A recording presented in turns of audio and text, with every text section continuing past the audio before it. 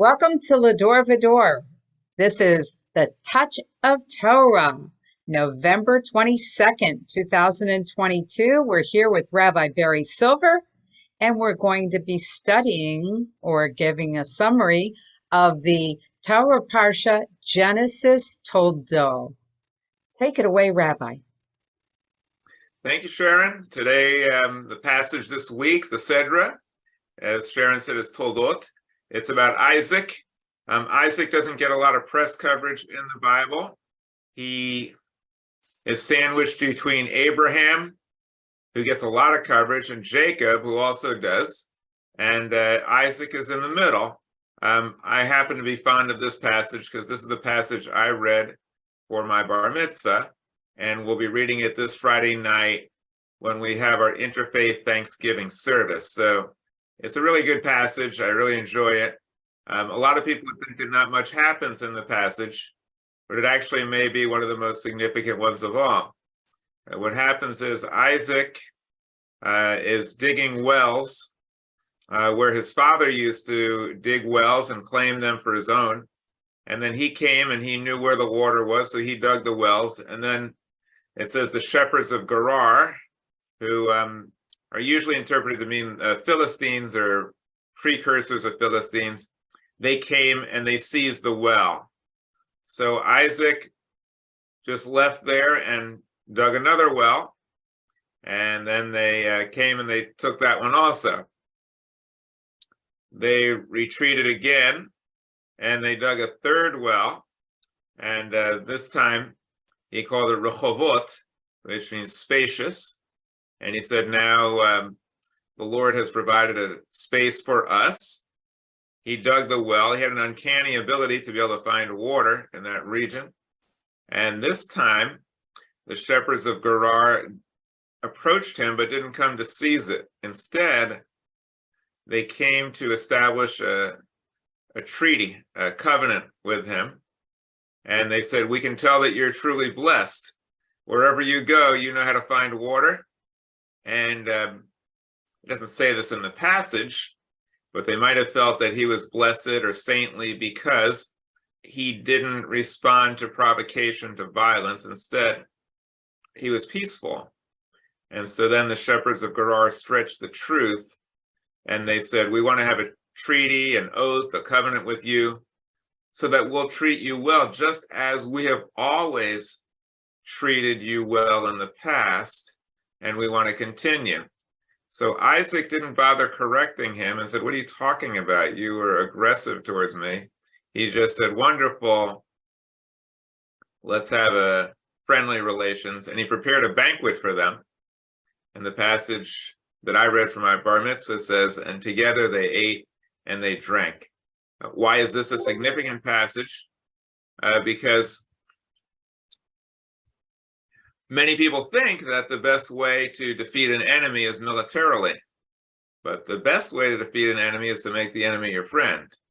Isaac was able to win over the enemy, not through the battlefield, but by his character.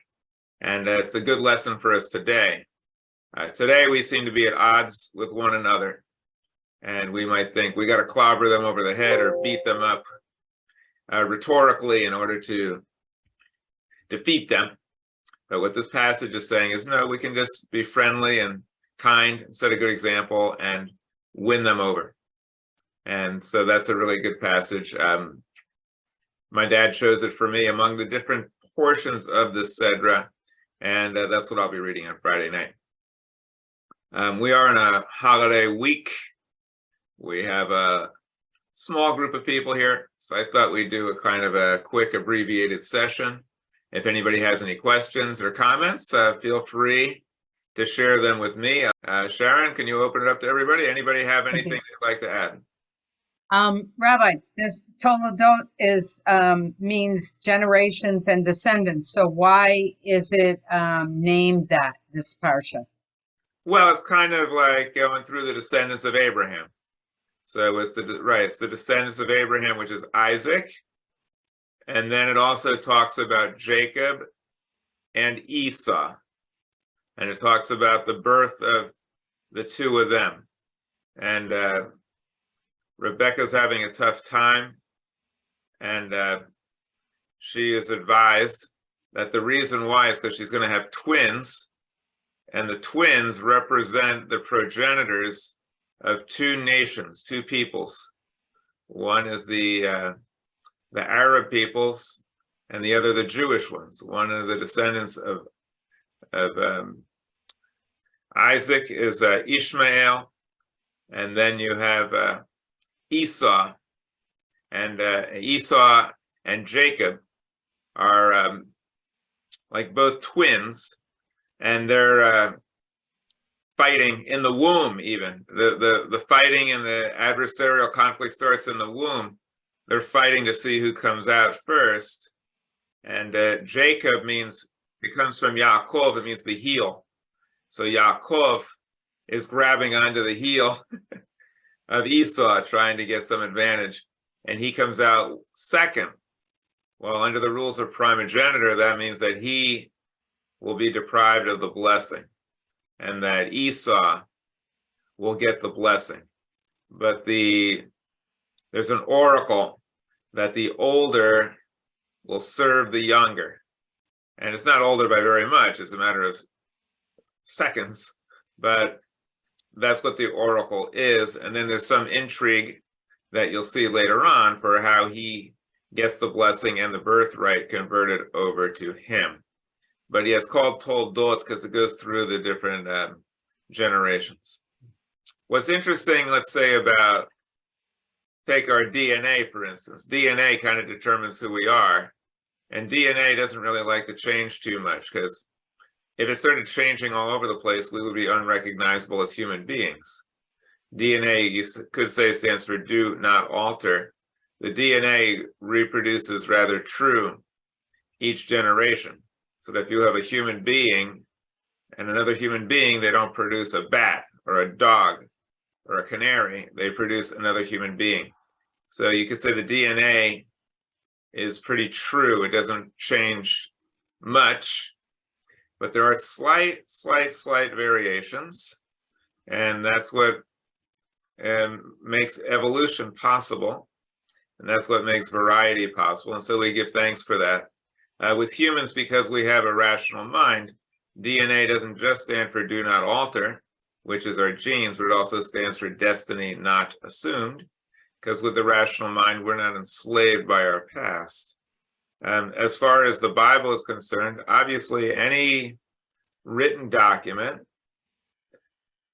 doesn't change. The document is there. Now, somebody could write a new version of the Bible, and some people have, but the Torah that was written thousands of years ago, it was written thousands of years ago, and we have it as it was.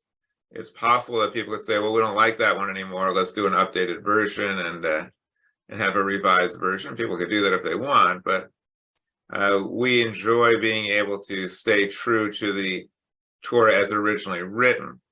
However, at Va-Dor, and the theory behind Reform, Reconstructionist, Humanistic, and to some extent conservative Judaism, is that even though we don't change the source documents, as we progress in our understanding of Judaism and the world around us, we interpret these things a little differently. And in our case at Va-Dor, some things we simply discard. We don't try to reinterpret it in a different way. We just say this is not valid. It never was. It's not now. And we reject it. Just like we, in science, there's a guy named Ptolemy. Ptolemy said that the earth was the center of the universe and everything revolved around the earth.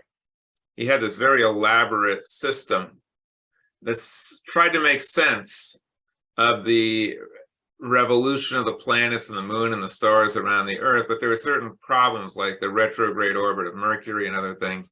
But he came up with a model that made it all fit, and it seemed to work pretty well most of the time, and so nobody messed with it until Galileo and Copernicus.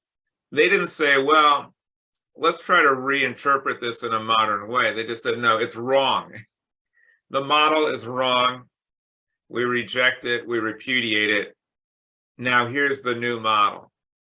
And I think it was Darwin who said that to discover an error is as good a service and sometimes better than to discover a new fact or a truth. So if you can get rid of an error, then you're free to find out what's really accurate. So in our version at Va-Dor, we don't try to rationalize genocide in the Torah. We don't try to rationalize stoning people to death. We don't rationalize that. We just say, that part is wrong. We reject it. We repudiate it. It wasn't true then. It's not true now. No divine being would write something like that. And therefore, we're very clear. And it's very understandable. And we don't have to struggle trying to figure things out. Many people spend their lives trying to figure out why things happen a certain way, because they start with an assumption that doesn't make any sense. And then they try to make sense out of the senseless, or rationalize the irrational, or justify the unjustifiable. It's a waste of our time. So we just say certain things we've outgrown. Harris, I think I addressed your question about the Bible not changing, but through the generations, our understanding does, and our interpretation does. And certain parts of the Bible, we don't change it. We read it, but we reject parts of the Bible. Is there anything you wanted to add to that, or anybody else? All right. Well, I'm satisfied. I think we had a good discussion, and I'm very interested and hopeful that we'll get a good crowd on Friday for this interfaith Thanksgiving service at the Carla. And Sharon, I thank you for making all this possible.